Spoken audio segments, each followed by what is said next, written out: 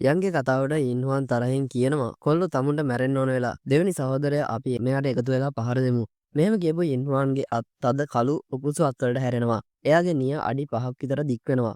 කුණුවනුත් එයා වටේ කළු පාට දුමක් හදනවා. මේ තමයි ඩිවවරින් ස්පයිරල්. එහෙම නැත්නම් සර්පිලාකාර ගිල ගැනීම. මේකෙන් එයාලගේ ශරීරය වලට කිසිම ප්‍රහාරයකට හානි කරන්න බැරි වෙනවා. මේ වෙලාවේ ඉන්හුවන් රෙඩ් ස්ප්ලිටින් ඩීමන් ක්ලෝ එහෙම නැත්නම් උතුම් දෙකට ගන්න යක්ෂ නිය කියන ප්‍රහාරය යන් පැත්තට යවනවා. මේකෙන් යන්ට ඉහළින් විශාල කළු ෆීනික්ස් අතක් මතුවෙලා ඒක යන් පැත්තට එනවා. ඒ වගේම කුන්හුවන් බ්ලඩ් ස්ටොමක් එහෙම නැත්නම් රුධිර උදරය කියන ප්‍රහාරය යන් පැත්තට යවනවා. මේකෙන් කුන්හුවන්ගේ ශරීරයෙන් විශාල කළු දුමක් පිට වෙලා ඒකෙන් යන්ට පහළින් කළු ගෝලයක් හැදෙනවා.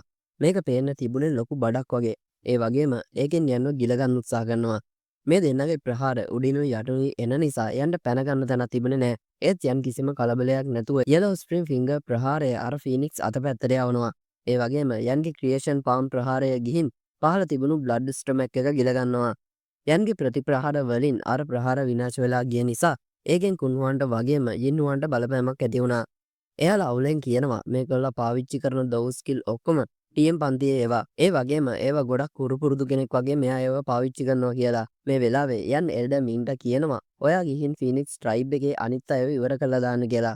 එල්ඩමින් යන්ගේ අන පිළිපදින මොහොතක්වත් ප්‍රමාද කළේ නැහැ. එයා බැන්ෂියන් කෙනෙක් වුණත් යන්ගේ බලය දැකලා එයාත් මේ වෙලාවේ ගොඩක් පුදුම වුණා.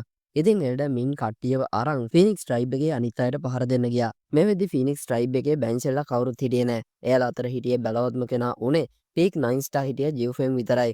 ඒ නිසා ෆිනික්ස් ට්‍රයිබ් එකේ වැඩි පිරිසක් හිටියත් ඒක පයිතන් ට්‍රයිබ් එකේ අයට ප්‍රශ්නයක් වුණේ නැහැ. ඉතින් ෆිනික්ස් ට්‍රයිබ් එකේ අය මැරලා යනවා දැකලා කුන්හුවන් ඉන්හුවන් ඒ පැත්තට යන්න හැදුවත් යන්න යාලා ඉස්සරහා මතුවෙලා පැත්තකට වෙනවා කියලා යෙලෝ ස්ට්‍රීම් පාම් ප්‍රහාරයෙන් එයාලට පහර දෙනවා. කන්දක් වගේ විශාල හස්තයක් මේ වෙලාවේ කුන්හුවන් ඉන්හුවන් උඩින් මතු වුණා. මේකේ තියෙන විනාශකාරී බලය දැකලා මේ දෙන්නගේ මොනවල් ගොඩක් අවුල් වෙනවා. ඉතින් ඒ දෙන්න ඉක්මනින් අඩි 10000ක් විශාල ෆීනික්ස් ලබවට හැරෙනවා. ඒ වගේම විශාල ශක්ති කදම්බ දෙකක් යන්ගේ ප්‍රහාරය පැත්තට යවනවා. හැබැයි යන් මේ වෙලාවේ එයාගේ ක්ලෑන් ටැඩුවේ ක්‍රියාත්මක කරනවා. ඒත් එක්කම යන්ගේ ශක්ති මට්ටම 2 ස්ටාර් දෝෂෙන් දක්වා වැඩි වෙනවා. මේක දැකපු කුන්හුවන් කියනවා අර කොල්ලගේ ඕරා එක එකපාරම වැඩි වුණා. මේක නරක දෙයක් කියලා.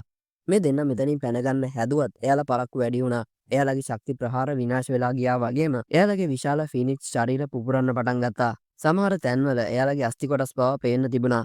මේක දැකපු ෆෙන්චිග ජිව්ෆෙම් වගේම ෆීනික්ස් ට්‍රයිබ් එකේ අනිත් අයගේ මූණු සුදුමැලි වුණා. එකපාරම අර දෙන්න ළඟ මතුවුණ යන් හස්ස සංඥා වගේක් හදලා කියනවා එයාලව සීල් කරන්න කියලා. ඒත් එක්කම එයාලගේ නළල් වලට ආලෝක කදම්බ දෙකක් ගිහින් ඒ තැන්වල සලකුණක් මතුවෙනවා. මේ සීල් කරන ක්‍රමය පාවිච්චි කරන්න පුළුවන් වෙන්නේ ප්‍රතිවාදියාට තවදුරටත් සටන් කරන්න බැරි වුණාම විතරයි. මේක දැකලා බය වුණ ෆීනික්ස් ට්‍රයිබ් එකේ අය පැනලා යන්න පටන් ගන්නවා.